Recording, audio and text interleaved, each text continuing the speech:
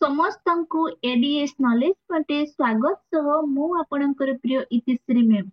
ଦେଖନ୍ତୁ ପିଲାମାନେ, ଓଡ଼ିଶାର ପ୍ରତ୍ୟେକ କମ୍ପିଟିଟିଭ ଏକ୍ଜାମ ରେ ଓଡ଼ିଆ ଗ୍ରାମାର ରୂଢି ଆସିଥାଏ, ଆମେ ସମସ୍ତେ ଜାଣିଛୁ।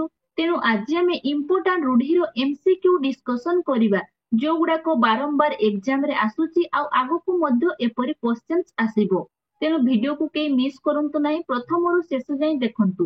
ପିଲାମାନେ, ଭିଡିଓଟି ଆରମ୍ଭ କରିବା ପୂର୍ବରୁ ଆମେ ଟିକେ ବେସିକ ଜିନିଷ ପ୍ରଥମେ ଜାଣିବା ରୂଢି କାହାକୁ କୁହାଯାଏ। ମୁଁ କଣ କହିଲି ନା ରୂଢି କାହାକୁ କୁହାଯାଏ। ରୂଢିର ପ୍ରଥମେ ଡେଫିନେସନ ଜାଣିବା, ରୂଢି କେତେ ପ୍ରକାର ଆଉ କଣ କଣ ସେ ବିଷୟରେ ଆମେ ଡିଟେଲ୍ସ ଆଜି ଜାଣିବା। ତାପରେ ଆମେ କ୍ୱେଶ୍ଚନ ଆଡକୁ ଯିବା। ତାହେଲେ ରୂଢିର ଡେଫିନେସନ ଜାଣି ରଖନ୍ତୁ ନା କୌଣସି ବାକ୍ୟାଂଶ ବା ବାକ୍ୟ ମୂଳ ଅର୍ଥକୁ ଅତିକ୍ରମ କରି ଏକ ବିଶିଷ୍ଟ ଅର୍ଥ ପ୍ରକାଶ କରୁଥିଲେ ତାକୁ କଣ କୁହାଯାଏ ନା ତାକୁ ରୂଢି କୁହାଯାଏ। ବୁଝିହେଲା ନା ପିଲାମାନେ? ରୂଢିର ଡେଫିନେସନ ଜାଣିଗଲେ। ପିଲାମାନେ, ଏବେ ଆମେ ଜାଣିବା ରୂଢି କେତେ ପ୍ରକାର ଆଉ କଣ କଣ। ରୂଢି ହେଉଛି ଆମର କେତେ ପ୍ରକାର ନା 3 ପ୍ରକାର। ଆଉ କଣ କଣ ସେ ବିଷୟରେ ଆମେ ଜାଣିବା। ଗୋଟେ ହଉଛି କଣ ନା କ୍ରିୟା ଯୁକ୍ତ ରୂଢି। କଣ କହିଲି ନା କ୍ରିୟା ଯୁକ୍ତ ରୂଢି। ଆଉ ଗୋଟେ କଣ ନା କ୍ରିୟାହୀନ ରୂଢି। ଆଉ ଗୋଟେ କଣ ନା ତୁଳନାତ୍ମକ ରୂଢି। ବୁଝିହେଲା ନା ପିଲାମାନେ? ରୂଢି ଆମର କେତେ ପ୍ରକାର? 3 ପ୍ରକାର। କଣ କଣ ନା କ୍ରିୟା ଯୁକ୍ତ ରୂଢି, କ୍ରିୟାହୀନ ରୂଢି ଆଉ ତୁଳନାତ୍ମକ ରୂଢି। ପିଲାମାନେ, କ୍ରିୟା ଯୁକ୍ତ ରୂଢି ଆମେ କାହାକୁ କହିବା ନା ଯେଉଁ ରୂଢିରେ କଣ ନା କ୍ରିୟା ଥିବ। କଣ କହିଲି ନା ଯେଉଁ ରୂଢିରେ କଣ ନା କ୍ରିୟା ଥିବ ସେ ରୂଢିଟିକୁ ଆମେ କଣ କହିବା ନା କ୍ରିୟା ଯୁକ୍ତ ରୂଢି। ପିଲାମାନେ, କ୍ରିୟା ଯୁକ୍ତ ରୂଢିର ଏକ୍ସାମ୍ପଲ ସହ ଆମେ ଜାଣିବା।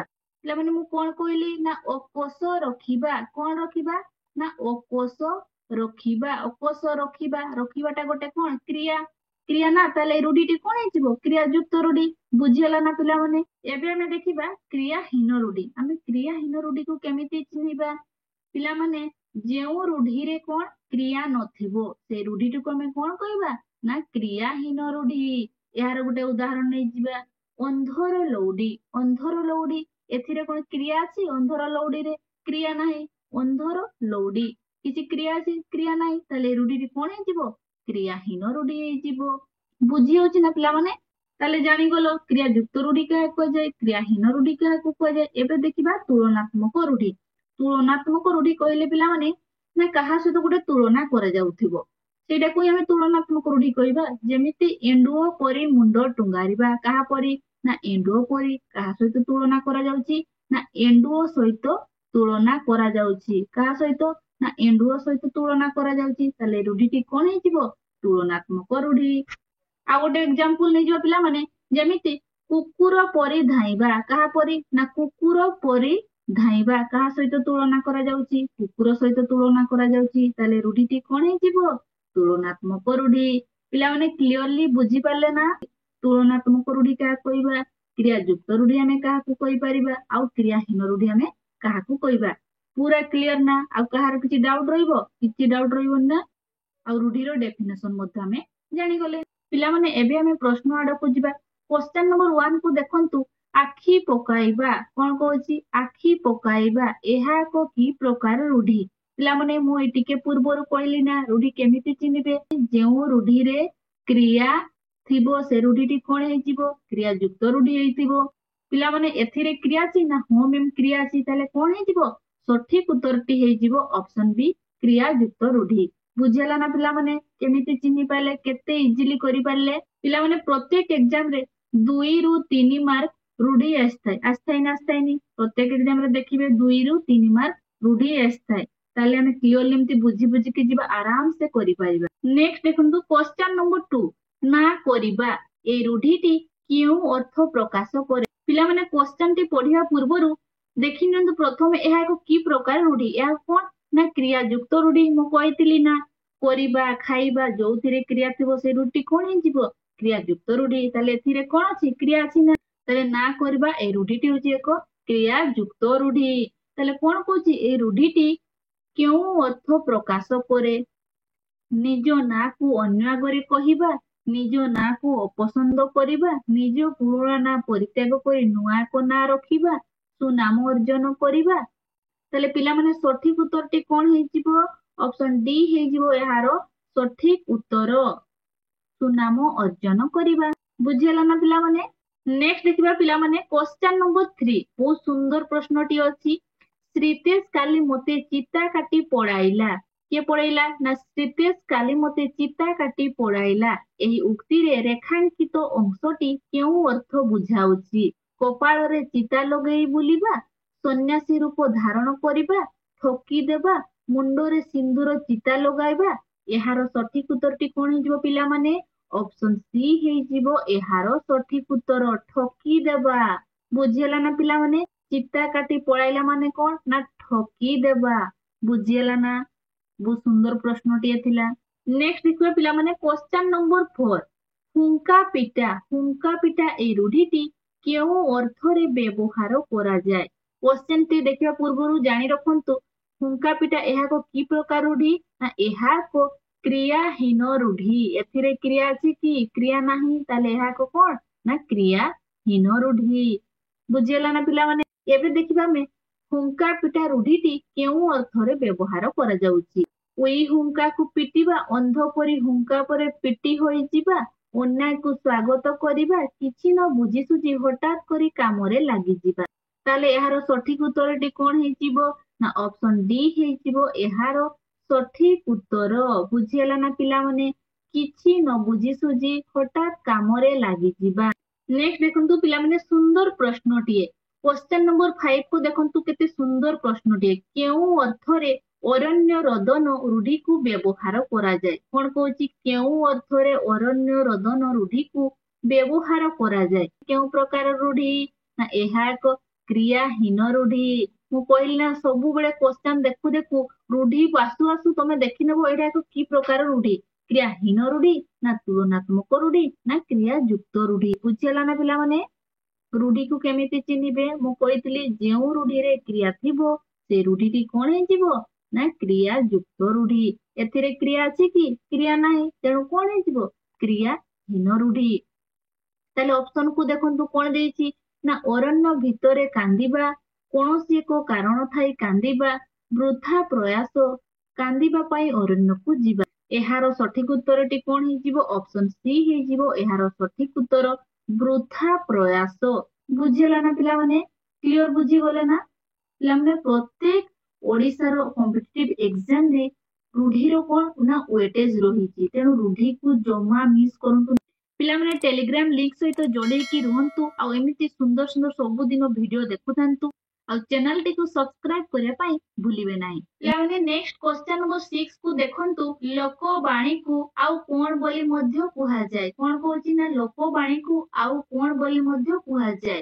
ଅପସନ 4ଟି ରହିଛି। ଦେଖନ୍ତୁ କଣ କଣ ଦେଇଛି? ନା ଗ୍ରାମ ଗୀତ କୁହାଯାଏ, ପ୍ରବଚନ କୁହାଯାଏ, ଜନତାଙ୍କ ଗୀତ କୁହାଯାଏ, ନାସ୍ତି ବାଣୀ କୁହାଯାଏ। ତାହେଲେ ଏହାକୁ କଣ କୁହାଯାଏ? ଲୋକବାଣୀକୁ ଆଉ କଣ ମଧ୍ୟ କୁହାଯାଏ? ଏହାର ସଠିକ ଉତ୍ତରଟି କଣ ହେଇଯିବ? ଅପସନ ବି ହେଇଯିବ ଏହାର ସଠିକ ଉତ୍ତର, ନା ପ୍ରବଚନ କୁହାଯାଏ। ବୁଝିହେଲା ନା ପିଲାମାନେ? ଲୋକବାଣୀକୁ ଆଉ କଣ କୁହାଯାଏ? ନା ପ୍ରବଚନ କୁହାଯାଏ। ଏବେ ଦେଖିବା ନେକ୍ସଟ ପ୍ରଶ୍ନକୁ କ୍ୱେଶ୍ଚନ ନମ୍ବର 7। ନାଟର ଗୋବର୍ଦ୍ଧନ ଏହି ରୂଢିଟି କେଉଁ ଅର୍ଥରେ ବ୍ୟବହାର କରାଯାଏ? କଣ କହୁଛି? ନାଟର ଗୋବର୍ଦ୍ଧନ ରୂଢିଟି କେଉଁ ଅର୍ଥରେ ବ୍ୟବହାର କରାଯାଏ? ପିଲାମାନେ ନାଟର ଗୋବର୍ଦ୍ଧନ ରୂଢିଟି କେଉଁ ପ୍ରକାର ରୂଢି? ତାହେଲେ କେଉଁ ପ୍ରକାର ରୂଢି ପିଲାମାନେ? ନା କ୍ରିୟାହୀନ ରୂଢି। ଏଥିରେ କଣ କ୍ରିୟା ଅଛି? କ୍ରିୟା ନାହିଁ। ତେଣୁ କଣ ହେଇଯିବ? ଏହା ଏକ କ୍ରିୟାହୀନ ରୂଢି। ବୁଝିହେଲା ନା ପିଲାମାନେ? କେମିତି ଜାଣିପାରିଲେ ଦେଖିଲେ ନା କେତେ ସହଜରେ କହିପାରୁଛନ୍ତି। ଏବେ ଟିକେ ଅପସନ କୁ ଦେଖନ୍ତୁ କଣ ଦେଇଛି? ନା ଯିଏ ଭଲ ଭାବରେ ନାଟ କରି ଜାଣେ, ଯିଏ ନାଟ କରି ଗୋବର୍ଦ୍ଧନ ପାହାଡ ଟେକି ପାରେ, ଅନର୍ଥର ମୂଳ, ଯିଏ କୌଣସି ଅନର୍ଥରେ ନଥାଏ। ପିଲାମାନେ ସଠିକ ଉତ୍ତରଟି କଣ ହେଇଯିବ? ତାହେଲେ ଅପସନ ସି ହେଇଯିବ ଏହାର ସଠିକ ଉତ୍ତର, ଅନର୍ଥର ମୂଳ। ତାହେଲେ ପିଲାମାନେ ନାଟର ଗୋବର୍ଦ୍ଧନ ରୂଢିଟି କେଉଁ ଅର୍ଥକୁ ପ୍ରକାଶ କରୁଛି? ନା ଅନର୍ଥର ମୂଳକୁ ଅର୍ଥ ପ୍ରକାଶ କରୁଛି। ବୁଝିହେଲା ନା ପିଲାମାନେ? କେତେ ଇଜିଲି କରିପାରିଲେ ନା? ପିଲାମାନେ କ୍ୱେଶ୍ଚନ ନମ୍ବର 8 କୁ ଟିକେ ଦେଖନ୍ତୁ କେତେ ସୁନ୍ଦର ପ୍ରଶ୍ନଟିଏ। ବିରାଡି ଛିଙ୍କିବା। ପିଲାମାନେ ଏହାକୁ କେଉଁ ପ୍ରକାର ରୂଢି? ନା କ୍ରିୟା ଯୁକ୍ତ ରୂଢି। ମୁଁ କଣ କହିଥିଲି? ଛିଙ୍କିବା, ଖାଇବା, ପିଇବା ଏଥିରେ କ୍ରିୟା ଅଛି। ତେଣୁ ଏଇ ରୂଢିଟି କଣ ହେଇଯିବ? ନା କ୍ରିୟା ଯୁକ୍ତ ରୂଢି। କଣ କହୁଛି ପ୍ରଶ୍ନ? ନା ଏହି ରୂଢିଟି କେଉଁ ଅର୍ଥରେ ବ୍ୟବହାର କରାଯାଏ? ଏଇଟା କହିଛି ନା, ତାହେଲେ ଏବେ ଦେଖିବା କେଉଁ ଅର୍ଥରେ ବ୍ୟବହାର କରାଯାଏ। ଅନୁକୂଳ ବିଗିଡି ଯିବା, ବିରାଡି ଛିଙ୍କିଲେ କଣ ନା ଅନୁକୂଳ ବିଗିଡି ଯାଏ। ଅପସନ ବି ହେଇଯିବ ଏହାର ସଠିକ ଉତ୍ତର। ଏବେ ଦେଖନ୍ତୁ କ୍ୱେଶ୍ଚନ ନମ୍ବର 9, ଯତ୍ନ କଲେ ରତ୍ନ ମିଳେ। କଣ କହୁଛି? ଯତ୍ନ କଲେ ରତ୍ନ ମିଳେ। ଏହା କେଉଁ ଅର୍ଥରେ ବ୍ୟବହାର କରାଯାଇଥାଏ? ପିଲାମାନେ ଅପସନ ଏ କୁ ଦେଖନ୍ତୁ କଣ ଦେଇଛି ନା ଅଧ୍ୟବସାୟ ହିଁ ସଫଳତାର ଚାବିକାଠି। ଶତ୍ରୁ ମିତ୍ର ହେବା ଅସମ୍ଭବ। ଜୋର କଲେ ହିଁ ଯାଇ ନିଜର ହକ୍ ମିଳିଥାଏ। ସବୁ ସ୍ଥାନରେ ପରିସ୍ଥିତିକୁ ଖାପ ଖୁଆଇ ଚଳିବା। ତାହେଲେ ଏହାର ସଠିକ ଉତ୍ତରଟି କଣ ହେଇଯିବ? ଅପସନ ବି ହେଇଯିବ ଏହାର ସଠିକ ଉତ୍ତର। ଯତ୍ନ କଲେ ରତ୍ନ ମିଳେ। ଏ ରୂଢିଟି ଅଧ୍ୟବସାୟ ହିଁ ସଫଳତାର ଚାବିକାଠି ଏଇ ଅର୍ଥରେ ବ୍ୟବହାର କରାଯାଇଥାଏ। ବୁଝିହେଲା ନା ପିଲାମାନେ? ପିଲାମାନେ ଭେରି ଭେରି ଇମ୍ପୋର୍ଟାଣ୍ଟ ଏ ରୂଢିଟି ମନେ ରଖିଥିବେ। ପିଲାମାନେ ପୂର୍ବ ଏକ୍ସାମ ରେ ମଧ୍ୟ ଏ ରୂଢିଟି ଆସିଥିଲା, ଆଗ ଏକ୍ସାମ ରେ ମଧ୍ୟ ଆସିପାରେ। ଯତ୍ନ କଲେ ରତ୍ନ ମିଳେ। ଏ ରୂଢିଟି କେଉଁ ଅର୍ଥରେ ପ୍ରକାଶ କରାଯାଉଛି ନା ଅଧ୍ୟବସାୟ ହିଁ ସଫଳତାର ଚାବିକାଠି। କ୍ଲିୟର ନା ପିଲାମାନେ? ସମସ୍ତେ ବୁଝିପାରିଲେ? ଆଉ କାହାର କିଛି ଅସୁବିଧା ରହିଲା? ରହିଲା ନାହିଁ। ପିଲାମାନେ କ୍ୱେଶ୍ଚନ ନମ୍ବର 10 କୁ ଦେଖନ୍ତୁ, ବହୁତ ଇମ୍ପୋର୍ଟାଣ୍ଟ ଆଉ ବହୁତ ସୁନ୍ଦର ମଧ୍ୟ ପ୍ରଶ୍ନଟିଏ। VVI ମଧ୍ୟ ଲେଖିକି ତାକୁ ମାର୍କ କରିଦିଅନ୍ତୁ। VVI ଓଡିଶା ପୋଲିସ ର ପ୍ରିଭିୟସ ଏକ୍ସାମ ରେ ଏଇ ରୂଢିଟି ଆସିଥିଲା, ତେଣୁ ବହୁତ ଇମ୍ପୋର୍ଟାଣ୍ଟ। ଆଗକୁ ମଧ୍ୟ ଏପରି ସବୁ ପ୍ରଶ୍ନ ଆସିବ। ଲୁଚି ସିନା ଗୋଡ ଦିଟା ଦିଶୁଛି, ଏଇଟା ଗୋଟେ ଲୋକବାଣୀ। କଣ କହୁଛି? ଲୁଚି ସିନା ଗୋଡ ଦିଟା ଦିଶୁଛି, ଏଇ ଲୋକବାଣୀଟିର ଅର୍ଥ କଣ ହେଇଯିବ? ଅତି ଗର୍ବ ଭାବ ପ୍ରଦର୍ଶନ କରିବା, ଅତି ଅସମ୍ଭବ କଥା କହିବା, ଲୋକ ମୁଖରେ କଥା ବହୁଦୂର ପ୍ରସରି ଯାଏ, ଯେତେ ଘୋଡାଇଲେ ବି ଦୋଷ ଧରା ପଡେ। ଏହାର ସଠିକ ଉତ୍ତରଟି କଣ ହେଇଯିବ? ଅପସନ ଡି ହେଇଯିବ ଏହାର ସଠିକ ଉତ୍ତର। ଲୁଚି ସିନା ଗୋଡ ଦିଟା ଦିଶୁଛି, এই রূঢ়ির অর্ଥ କଣ ହେଇଯିବ ବା এই ଲୋକବାଣୀର ଅର୍ଥ କଣ ହେଇଯିବ? ଯେତେ ଘୋଡାଇଲେ ବି ଦୋଷ ଧରା ପଡେ। ମାନେ ତମେ ଦୋଷଟାକୁ ଯେତେ ଘୋଡାଅ ନା, ଦିନେ ନା ଦିନେ ତମ ଦୋଷଟା ଜାଣିପାରିବେ। ଏ ଥିଲା ଆଜିର ଶେଷ ପ୍ରଶ୍ନ। ବୁଝିହେଲା ନା ପିଲାମାନେ? ସମସ୍ତେ କ୍ଲିୟରଲି ବୁଝିପାରିଲେ ନା? ରୂଢି କାହାକୁ କୁହାଯାଏ, ରୂଢି କେତେ ପ୍ରକାର, ଆଉ କଣ ଆଉ କେମିତି ରୂଢିକୁ ଚିହ୍ନିବେ, ଡିଟେଲ୍ସ ବୁଝିପାରିଲେ ନା? ତେଣୁ ଏମିତି ସୁନ୍ଦର ନଲେଜେବୁଲ ଭିଡିଓ ପ୍ରତିଦିନ ଦେଖୁଥାନ୍ତୁ, ଆଉ ଆମ ଚ୍ୟାନେଲ ସହିତ ଯୋଡି ହେଇ ରହିଥାନ୍ତୁ। ଆଉ ଟେଲିଗ୍ରାମ ର ଲିଙ୍କ ମଧ୍ୟ ମୁଁ ଡେସ୍କ୍ରିପସନ ବକ୍ସ ରେ ଦେଇଦେବି, ଆପଣ ମାନେ ଜଏନ କରିନେବେ ଆଉ ଆମ ସହିତ ଯୋଡି ହେଇକି ରହିବେ। ଓଡିଆ ଗ୍ରାମାର ବିଭିନ୍ନ ପ୍ରକାର ପାଠ ନେଇକି ଆସିବା, ବିଭିନ୍ନ ପ୍ରକାର ଭିଡିଓ ନେଇକି ଆସିବା, ଯେମିତି ପ୍ରତିଶବ୍ଦ ହଉ, ବିପରୀତ ଶବ୍ଦ ହଉ, ଅନେକ ସାରା ଏମିତି ଆମର ଛନ୍ଦ ଅଳଙ୍କାର ସବୁ ପ୍ରକାର ଭିଡିଓ ନେଇ ଆସିବା। ଆମ ପର୍ଯ୍ୟନ୍ତ ଆମ ଚ୍ୟାନେଲ ସହିତ ଯୋଡି ହେଇଥାନ୍ତୁ। ଏମିତି ସୁନ୍ଦର ଭିଡିଓ ଦେଖିବା ପାଇଁ ଚ୍ୟାନେଲଟିକୁ ସବସ୍କ୍ରାଇବ କରିଦିଅନ୍ତୁ, ଆଉ ଆପଣଙ୍କର ମତାମତ ମଧ୍ୟ ଜଣାନ୍ତୁ। ଧନ୍ୟବାଦ।